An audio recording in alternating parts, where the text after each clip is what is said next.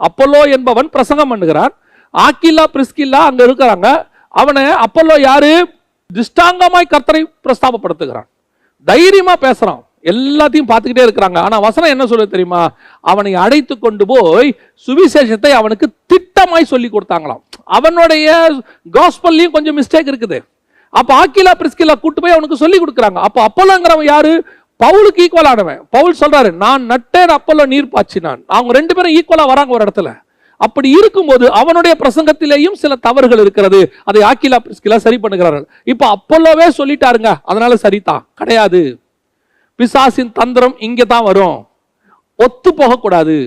பிசாசுடைய தந்திரம் ஒரு மனம் எதற்கு தெரியுமா? மோசம் போக்குவதற்கு. மோசம் போக்குவதற்கு ஒத்து போகக்கூடாது. சில நான் ஊழியர்களுடைய குடும்பங்களை பார்த்ததுனால சொல்றேன், தயவு செய்து கணவன் ஒரு ஊழியக்காரனா இருந்து வேதத்துக்கு விரோதமாய் சொன்னால் மனைவி ஒத்து போகாதுங்க. ஒத்து போகாதுன்னா நீங்க குடும்பத்தோட ஒத்து போகான்னு சொல்ல, அந்த சத்தியத்துக்கு சொல்றேன். எப்பா நீங்க செய்யறது தப்புன்னு சொல்லுங்க.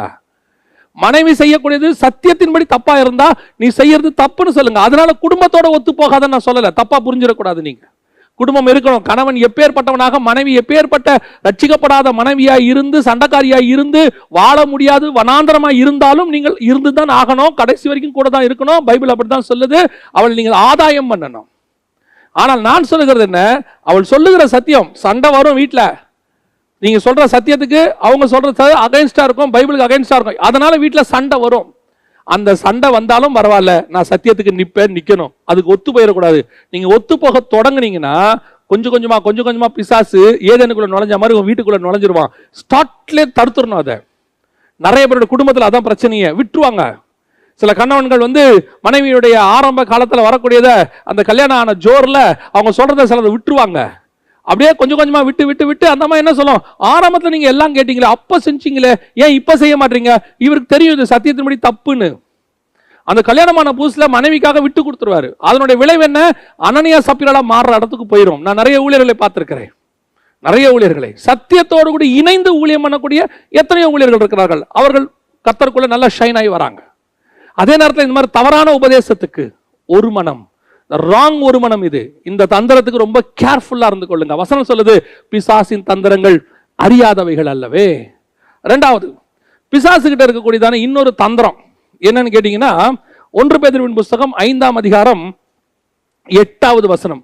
1 பேதுருவின் புஸ்தகம் 5ஆம் அதிகாரம் 8வது வசனத்துல பிசாசை குறித்து வேதம் சொல்லுகிறது, அவன் எவனை விழுங்கலாமோ தெளிந்த புத்தி உள்ளவர்களாய் இருங்கள், விழித்திருங்கள், ஏனெனில் உங்கள் எதிராளியான பிசாசானவன் கர்ச்சிக்கிற சிங்கம் போல் எவனை விழுங்கலாமோ என்று வகை தேடி சுத்தி திரிகிறான்.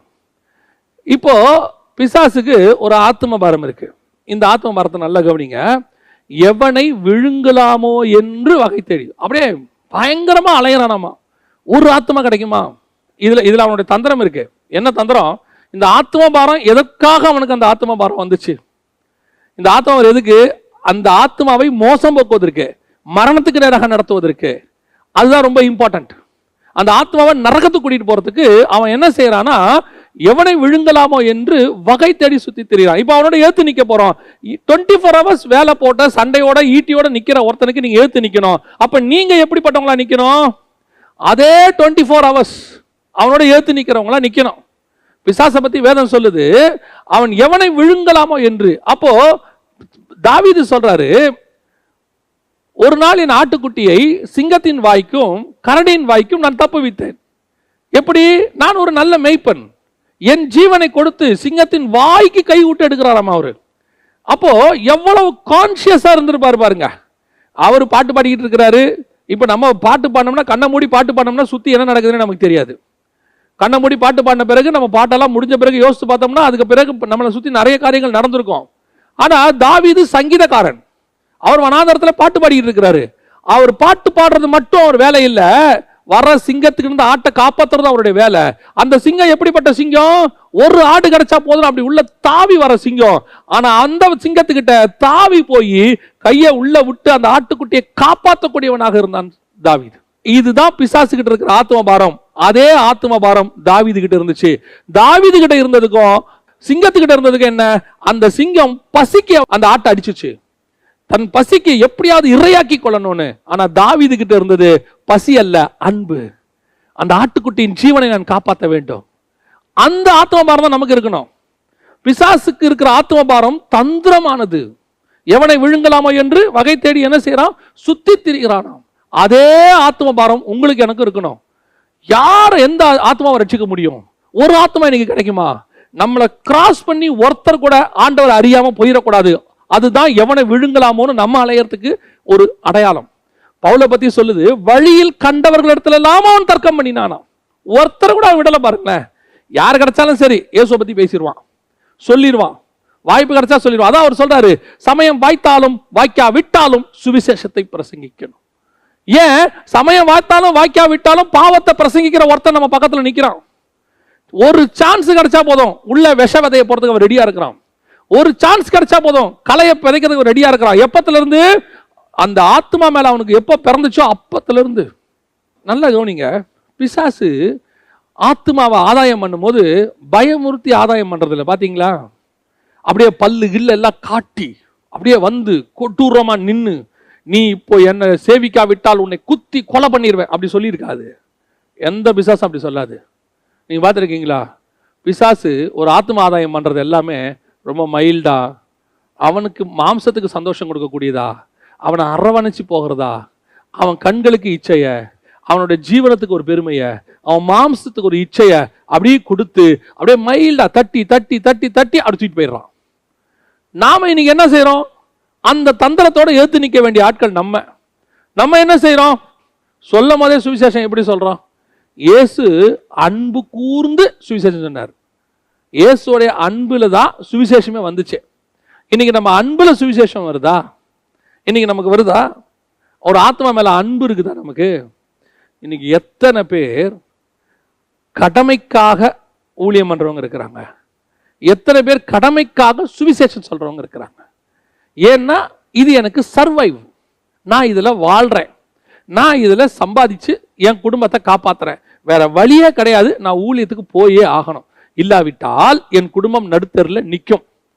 அதுக்கு நீ போய் ஒரு ஊழியம் பண்ணி ஒரு சுவிசேஷம் சொல்லி எனக்கு ஒரு மீட்டிங் வந்தே ஆகணும்னு நீ நினைச்சீங்கன்னா நீங்கள் ஆத்ம பாரத்தோடு கூட பண்ணவில்லை, குடும்ப பாரத்தோடு கூட பண்ணுகிறீர்கள்.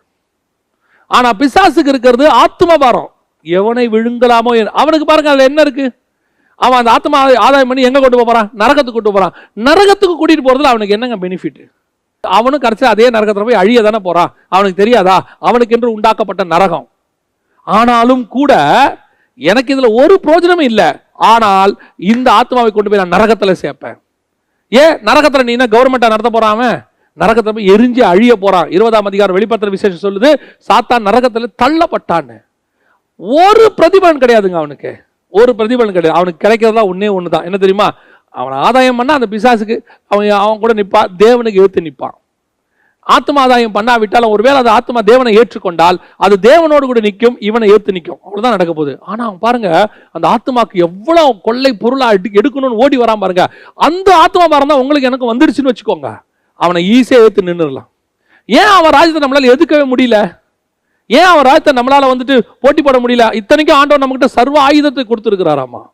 விசுவாசம் என்னும் கேடகம் இருக்குது, வசனம் என்னும் பட்டயம் இருக்கு, ரட்சிப்பு என்னும் தலைச்சீரா இருக்குது, இவ்வளவு இருக்கு நம்ம கிட்ட. இவ்வளத்தையும் வச்சுக்கிட்டு நம்மளால என்ன செய்ய முடியல? அவங்ககிட்ட சண்டை போட முடியல. பாருங்களேன், நான் சொல்ற நிதர்சனமான உண்மை, அவ்வளவுதான். நிறைய பேர் இதை ஒத்துக்க மாட்டாங்க, ஆனா உண்மை அதுதான்.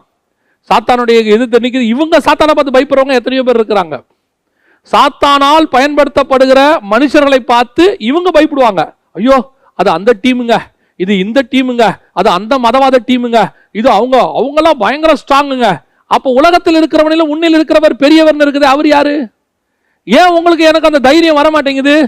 நல்லா தெரிஞ்சுக்கொள்ளுங்க. ஒரு பெனிஃபிட் இருக்கு. ஒரு வேளை அவங்களுக்கு அடிக்கிற உரிமை இருக்கு.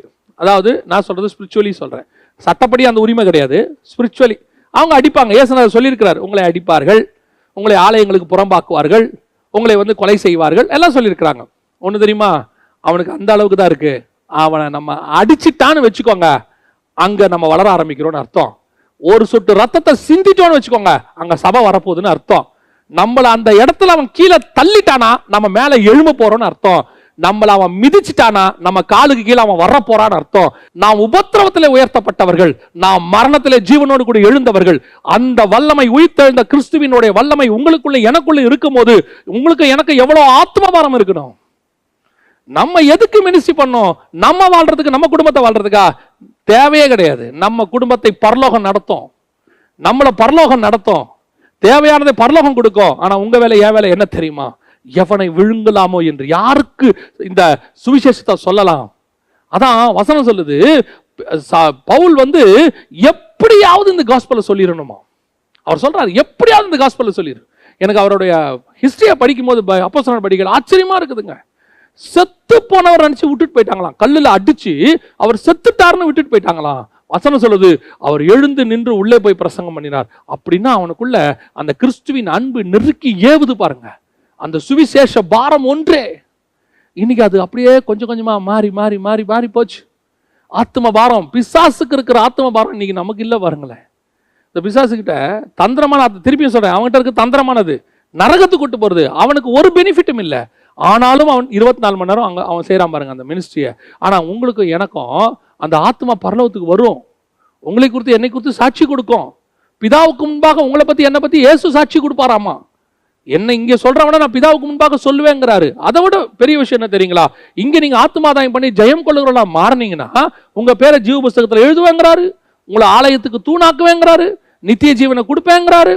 உங்களுக்கு எனக்கு எவ்வளவு ஆசீர்வாதங்கள், இவ்வளவு ஆசீர்வாதங்களை வச்சிருக்கிற நாமே ஒரு வேலையும் செய்ய மாட்டேங்கிறமே. ஒரு ஆசீர்வாதம் இல்ல, நரகத்துக்கு போற சாத்தான் எப்படி ஊழியம் பண்றான் பாருங்க, எப்படி ஊழியம் பண்றான். அப்ப அந்த தந்திரமான ஆத்துவ பாரம் நல்ல ஆத்துவ பாரமாய் உங்களுக்குள்ளும் எனக்குள்ளும் இருக்கணும். அவனை எடுத்து நிக்கணும்னா அந்த அவனை காட்டிலும் மேலான ஆத்துவ பாரம் உங்களுக்கு எனக்கும் வரணும். அதை விட பெரிய விஷயம் என்ன தெரியுங்களா? இந்த ஆத்மா மேல அவனுக்கு இருக்கிற அந்த பாரம் எந்த அளவுக்கு எப்படி இருக்குன்னு நான் உங்களுக்கு சொல்றேன். லூக்கா எழுதின சுவிசேஷம் 4ஆம் அதிகாரம் 13வது வசனத்துல, அந்த 4ஆம் அதிகாரத்துல இயேசு சோதிக்கப்படுறார். வனாந்தரத்துக்கு கூட்டிட்டு போய் சோதிக்கப்படுறார். நம்ம எல்லாருக்கும் தெரியும். சோதிக்கப்பட்ட இயேசு ஜெயிச்சிடறாரு சாத்தான. நல்லா கவனிச்சுக்கொள்ளுங்க. 3 ரவுண்டா நடக்குது. முதல்ல வனாந்தரத்துல, அடுத்து தேவாலயத்து முப்பரிக்கையின் மேல, அடுத்து மலைக்கு மேல. 3 ரவுண்டு. 3 ரவுண்ட்ல இயேசு ஜெயிச்சிட்டார். வசனம் என்ன சொல்லு தெரியுமா? அந்த லூக்கா 4:13 சாத்தான் இயேசுவை விட்டு சில காலம் விலகி இருந்தான். கொஞ்ச நேரம், கொஞ்ச காலம். அப்படின்னா என்ன அர்த்தம்? போயிட்டு திருப்பி வந்துட்டான். இதுதான் ஆத்ம பாரம். ஒரு ஆத்மா நமக்கு செட் ஆகல, அந்த ஆத்மா நம்ம கையை விட்டு போயிருச்சு. ஆனா அதை விட அவன் தயாராக இல்லை. இப்ப விடுவோம், திருப்பி பிடிப்போம், கொஞ்ச நாள் ஆகட்டும். திருப்பி என்ன பண்றான்? ஊர்களுக்கு போகும்போது ஆடுகளை விட்டு கல்லடிய பார்க்கறான், இயேசு மறைந்து போறார். மலைக்கு மேல கொண்டு போய் கீழே தள்ள பார்க்கறான், இயேசு மறைந்து போகிறார். அவரை எப்படியாவது அவர் வாயிலிருந்து ஒரு கெட்ட வார்த்தையை வர வச்சிடணும், தப்பான வார்த்தையை வர வச்சிடணும், அவரை பேச பார்க்கறான். அவர் ஞானமா இருக்கிறார். கடைசியா பிதாவின் சித்தத்தை சிலுவையில் செஞ்சுக்கிட்டு இருக்கும் போது கடைசி முயற்சி, நீ தேவனுடைய குமாரனா இறங்கி கீழே வா. அவன் கடைசியா அவர் எதுக்கு வந்தாரோ அதுல கை வைக்கிறான். ஏன்னா தேவனுடைய குமாரன் ப்ரூவ் பண்ண தான் வந்தாரு. இந்த பூமிக்கு அவர் வந்ததே அதுக்கு தான் வந்தாரு. அங்க கை வைக்கிறான், நீ தேவனுடைய குமாரனை என்னால கீழே இறங்கி வா. அப்போ கூட பிதாவின் சித்தத்தை செய்து அவனை ஜெயிக்கிறாரு. அப்படின்னா பிசாசு அடுத்து அடுத்து அடுத்து அந்த ஆத்மாவை எப்பத்துல ஆரம்பிப்பான் தெரியுமா? எப்போ பிறக்கும் போது ஆரம்பிக்கிறான் அவரை கொலை பண்றதுக்கு. ஒருவேளை இவர் கிறிஸ்துவா இருப்பாரோ அப்படின்னு நினைச்சுக்கிட்டு எப்ப வரான்? சிலுவை வரைக்கும் 33 வருஷம் விடாமுயற்சி.